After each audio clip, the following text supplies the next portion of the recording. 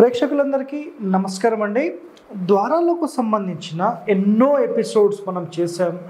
So నిజంగా ద్వారాలకు సంబంధించి పూర్తి సమాచారం మీకు మన ఛానల్లో మనం అందించడం చాలా గర్వకారణం.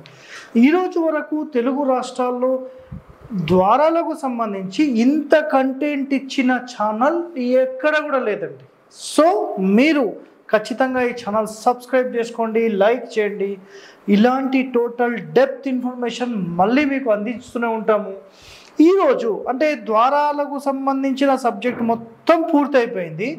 ఇప్పుడు ద్వారాలతో పాటుగా మనకు విండోస్కి సంబంధించి అడుగు పెడుతున్నాం. ఇంకా ద్వారాలవి చాలా ఉన్నాయండి. తరువాత ఎపిసోడ్స్లో అవన్నీ కూడా మీకు చెప్తాను. ఒక్కొక్క ఎపిసోడ్ మీకు నేను ఒక షార్ట్ వీడియో రూపంలో మొత్తం అసలు తెలుగు రాష్ట్రాల్లోనే ప్రభంజనం లాగా నేను ఖచ్చితంగా దాన్ని సమాచారం మొత్తం మీకు అందించడం జరుగుతుంది. ఓకే, సో ఈరోజు చూడండి, కిటికీలు వాస్తు నియమాలు. సార్ డోర్లకు సంబంధించి అయితే క్లారిటీ ఇచ్చేసాం, విండోలకు సంబంధించి ఇంతవరకు ఇవ్వలేదు. బేసిక్గా అయితే కొన్ని పాయింట్స్ చెప్పడం జరిగింది. ఇప్పుడు మనం విండోస్కి సంబంధించి అసలు ఏంటి కంటెంట్ ఏంటి అంటే, అసలు ఒక విండో పెట్టాలా, రెండు విండోస్ పెట్టాలా, అసలు విండోస్ పెట్టాలా వద్దా, అసలు వీటికి సంబంధించిన పూర్తి క్లారిటీ అయితే కావాలి కదా.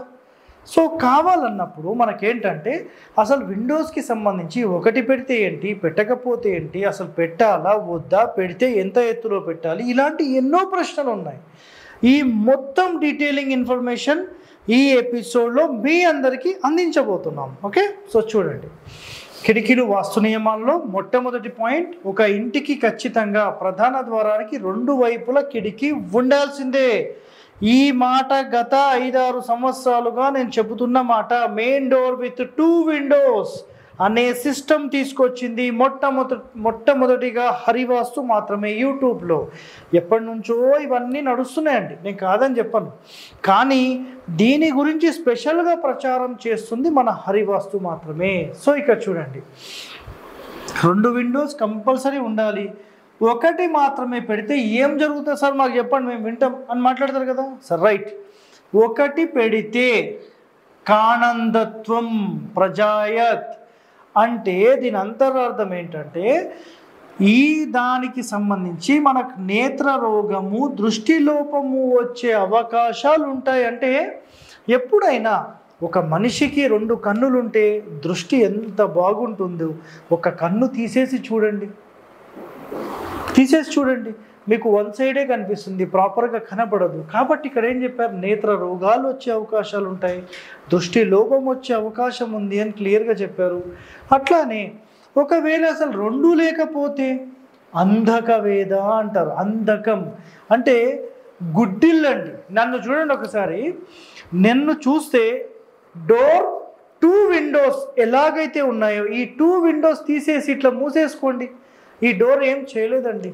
ఒక మెయిన్ డోర్ అయితే ఉండాలి, కానీ దాంతోపాటుగా దూర దృష్టి చూడాలంటే ఈ కన్నులు ఉండాలా లేదా, లేకపోతే గుడ్డిల్లు అండి కట్టేది గుడ్డిల్లు. మీరు సిటీస్లో, హైదరాబాద్ లాంటి సిటీస్లో చూస్తే చాలామంది గుడ్డిల్లు, కళ్ళే దిక్కులేవు, అలా కట్టేస్తున్నారండి. ఏం చెప్పాలండి, అర్థం చేసుకోవాలండి. మనం అందరం కూడా ఏంటంటే ఇక్కడ నిజంగా మనం ఏం చేస్తున్నాము ఏంటి, అసలు శాస్త్రాన్ని అనుకూలంగా ఏమన్నా ఒక ఇళ్ళన్నా కడుతున్నారా, అన్నీ నాశనం పట్టి సార్ అందరూ బాగానే ఉన్నారు కదండి అని మాట్లాడొద్దండి. మంచి ఆయిల్ తిన్నప్పుడు మన ఆరోగ్యం 100% బాగుంటుంది. మనం పామ్ ఆయిల్ ఇట్లాంటి చెడు కల్తీ చేసిన ఆయిల్స్ తిన్నా కూడా మనుషులు బతుకుతున్నారు. కానీ ఒక లాంగ్ టర్మ్ తీసుకుంటే చాలామందికి హార్ట్ ప్రాబ్లమ్స్ వచ్చి మొత్తం శరీరం మొత్తం డ్యామేజ్ అయిపోయి ఎలా ఉంటుందనేది అబ్జర్వ్ చేయండి. ఏదైనా లాంగ్ టర్మ్లో తెలుస్తుందండి.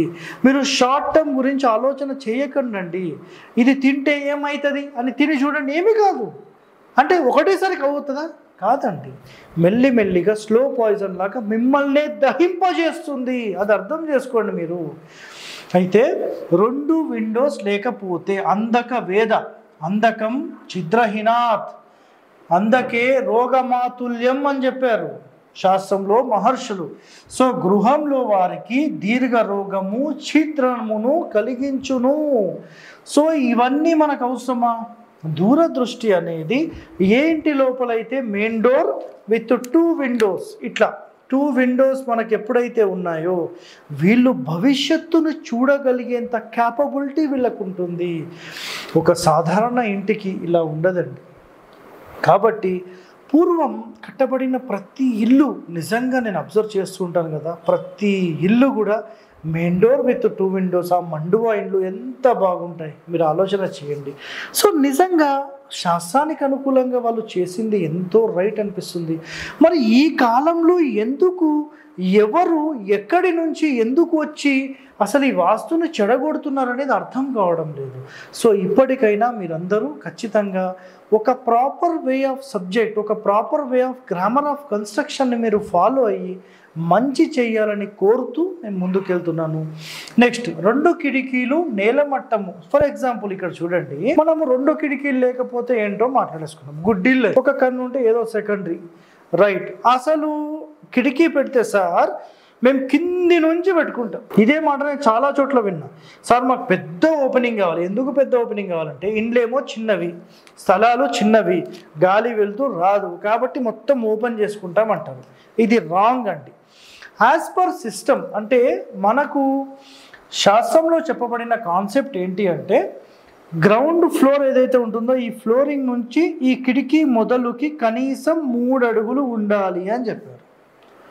ఇది శాస్త్ర ప్రమాణం. ఇది సార్ మీరు చెప్తున్నారు బరోబరే ఉంది, ఇదంతా మీరు కల్పించిందేమో, మేమెందుకు నమ్మాలి?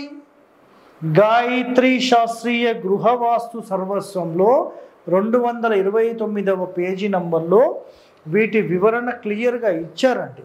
ఒక ఆధారం అనేది ఉంది. మీరు పనికిమాలిన ప్రశ్నలు ఇవన్నీ వేసే బదులు ఏదైనా నేర్చుకొని 10 మందికి ఉపయోగం ఎలా పడాలి అనే కాన్సెప్ట్లోకి వెళ్ళండి. అది వెళ్ళడం రాదు. ఓకే, అది వదిలేసండి. 2 కిటికీలు నేలమట్టం నుంచి కనీసం 3 అడుగుల పైన తీసుకోవాలి. నెక్స్ట్ మెయిన్ డోర్కి బ్యాలెన్స్ చేయాలి అనేది కాన్సెప్ట్. బ్యాలెన్స్ అంటే ఏంటి సార్ అంటే బ్యాలెన్స్ అంటే ఏం చేయాలి? ఇక్కడ చూడండి, ఇప్పుడు బ్యాలెన్స్గా ఉందా లేదా మీరే చెప్పండి నాకు. ఈ డోర్కి ఇక్కడ డిస్టెన్స్ 2 అడుగులు ఉందండి, ఇక్కడ డిస్టెన్స్ ఏమో 5 అడుగులు ఉంది. ఇది బ్యాలెన్సా? ఇది imbalance of main door with 2 Windows system. ఇది బ్యాలెన్స్ అంటే మనకు ఇక్కడ అంటే కుడివైపు యొక్క మెయిన్ డోర్ ఎంత డిస్టెన్స్లో ఉందో ఎడమ వైపు కూడా సేమ్ డిస్టెన్స్, హైట్ కూడా అట్లనే ఉండాలి. 2 సేమ్ హైట్లో ఉండాలి. కింది నుంచి చూస్తే సేమ్ కొలత ఉండాలి. అట్లానే సేమ్ ఈ లోపల డిస్టెన్స్ సేమ్ ఉండాలి. కిటికీల సైజ్ సేమ్ ఉండాలి. ఇవన్నీ చాలా చాలా ఇంపార్టెంట్. నెక్స్ట్ ఇక్కడ మీరు అబ్జర్వ్ చేస్తే కిటికీలు కానీ లేకపోతే మిగతావి ఏవైతే మనకు అల్మారాస్ ఉంటాయో, దాని తర్వాత డోర్ ఉంటుందో, సబ్ డోర్ ఉంటుందో, ఇవన్నీ కూడా ఒక లింటల్లో రావాలి. ఇక్కడ చూడండి ఒకసారి, మెయిన్ డోర్ మనం ఇలా తీసుకున్నాం, రైట్. ఇప్పుడు ఒక లింటల్ తీసుకున్నప్పుడు ఇలా లింటల్ తీసుకుంటే మొత్తం రౌండ్ అప్ కిటికీలన్నీ ఇక్కడికే క్లోజ్ అయిపోవాలి, డోర్ ఇక్కడికే క్లోజ్ అయిపోవాలి.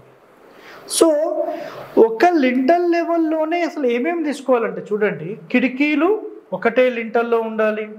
అల్మారాలు లోపల మనం షెల్ఫ్స్ వేసుకుంటాం కదా, మొత్తము మన బల్లలే మన ఏమంటారు దాన్ని స్టోన్స్ పెట్టుకొని చేసుకుంటారు కదా షెల్ఫ్స్. సో అవన్నీ అల్మారాలు ఒకటే రావాలి. పోనీ డైరెక్ట్ మీరు ఏమైనా ఐరన్ అల్మారా చేయించినా లేదు, ఇంకా ఏదైనా మీరు వుడ్తో చేయించినా ఇది సేమ్ రూల్ అండి. నెక్స్ట్ కిటికీలు same height, shelves same height, cupboards same. గూడు అంటాం కదా, ఆ గూడు కూడా దీని లోపలనే రావాలి. అంటే మెయిన్ డోర్ ఆపోజిట్ తీసుకున్నప్పుడు గూడు ఇట్లా వస్తుంది సెంటర్లో, మ్యాక్సిమం హైట్ ఇక్కడ వరకు, అంటే ఇట్లా ఏమైనా డిజైన్ తీసుకుంటే ఇక్కడ వరకే క్లోజ్ అయిపోవాలి. సో ఇది సిస్టమ్ చెప్పబడింది. నెక్స్ట్ మెయిన్ డోర్ ఆపోజిట్లో ఇక్కడ ఒకటి గుర్తుపెట్టుకోండి, మనం ఎన్నో వీడియోస్లో చెప్పాం. అంటే పరిష్కార మార్గం అనుకోండి, లేదంటే ఇంకేదైనా మీరు అనుకోండి, మనం ఎన్నో వీడియోస్లో చెప్పిన కండిషన్ ఏంటంటే మెయిన్ డోర్ ఆపోజిట్ ఖచ్చితంగా డోరే ఉండాలి. సో ఇది ఎన్నో వీడియోస్లో నేను చెప్పాను కదా క్లియర్గా, రైట్. ఇప్పుడు ఇక్కడ కండిషన్ ఏంటంటే మెయిన్ డోర్ దాని ఆపోజిట్ ఖచ్చితంగా డోరే ఉండాలా సార్, ఇంకేమైనా ఉండొచ్చా అంటే డోర్ ఆపోజిట్ డోరే ఉండాలి. ఒకవేళ so main door opposite door ఉండాలనేది ఫస్ట్ పాయింట్. ఒకవేళ మెయిన్ డోర్ ఆపోజిట్ డోర్ లేదు, పెట్టలేము. సో ఇప్పుడు మెయిన్ డోర్ ఆపోజిట్ విండోనే ఉండాలి. ఇది సెకండరీ ఆప్షన్. ఒకవేళ మెయిన్ డోర్ ఆపోజిట్ విండో కూడా పెట్టలేమండి, మేము ఏం చేయాలి? సో మెయిన్ డోర్ ఆపోజిట్ గూడు పెట్టాలి, ఒక ఓపెనింగ్ అన్నమాట. ఒక ఓపెనింగ్ పెట్టగలిగితే సంతోషం, లేదంటే గూడు అంటే ఒక చిన్న ఓపెనింగ్ లాగా ఉంటుంది, అందులో మీరు దీపం పెట్టుకోవచ్చు. బయటికి ఓపెనింగ్ అనేది ఉండదన్నమాట, ఒక డెప్త్. గూడు అంటారు దాన్ని, దిగుడు అంటారు కొన్ని చోట్ల. సో గూడు.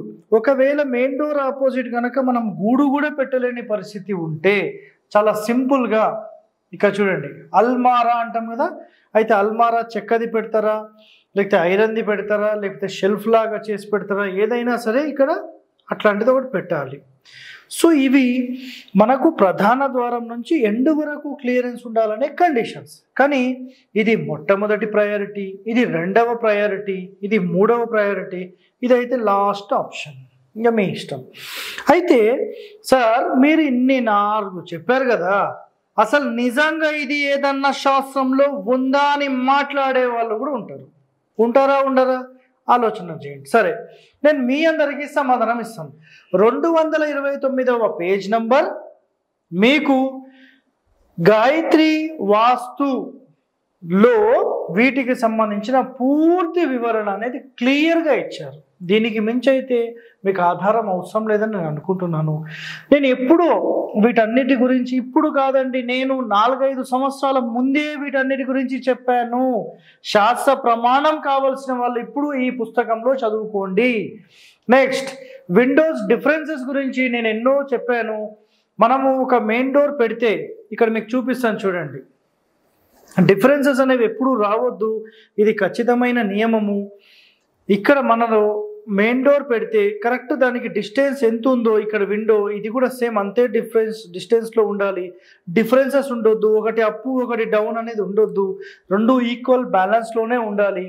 Any facing south and west window, మన మహానుభావులు లోకల్ వాస్తు పండితులు వీళ్ళు ఏం చేశారంటే దక్షిణంలో ఓపెనింగే ఉండొద్దు, పడమరలో ఓపెనింగే ఉండొద్దని, అసలు ఇక్కడ డోర్లు పెట్టొద్దు, విండోస్ పెట్టొద్దు, అసలు అక్కడ ఓపెనింగ్సే పెట్టొద్దని మొత్తం మూసేసి మనకు దక్షిణ భారతదేశం నుంచే నైరుతి గాలుల్లోనే మనకు ఒక మంచి ఆక్సిజన్ పర్సెంటేజ్ వస్తుంది. దానినే మనం సంజీవని అంటాం. అలాంటి సంజీవనిని బ్లాక్ చేయడం వల్ల ఖచ్చితంగా మీ హెల్త్ అనేది డ్యామేజ్ అవుతుంది. హెల్త్ డ్యామేజ్ అవ్వడానికి కారణం లోకల్ వాస్తు పండితులే అని మీరు సింపుల్గా అనుకోండి. ఇక మీరు ఏమనుకుంటారో మీ ఇష్టం. సో ఇక్కడ 100% ఇవన్నీ మనం నియమాలు ఈ కిటికీలకు సంబంధించి పాటిస్తే మనకు ఒక మంచి రిజల్ట్ ఉంటుంది. శాస్త్ర ప్రమాణం ప్రకారం ఇవన్నీ పాటిస్తే ఖచ్చితమైన రిజల్ట్ ఖచ్చితంగా వస్తుంది. సో మరి ఇన్ని మనం పాటించడం కుదురుతుందా? ఎంతవరకు అయితే అంతవరకు సాధ్యమైనంత వరకు ప్రయత్నం చేయండి. దానికి మించి మనం కూడా ఏం చేయలేం కదండి.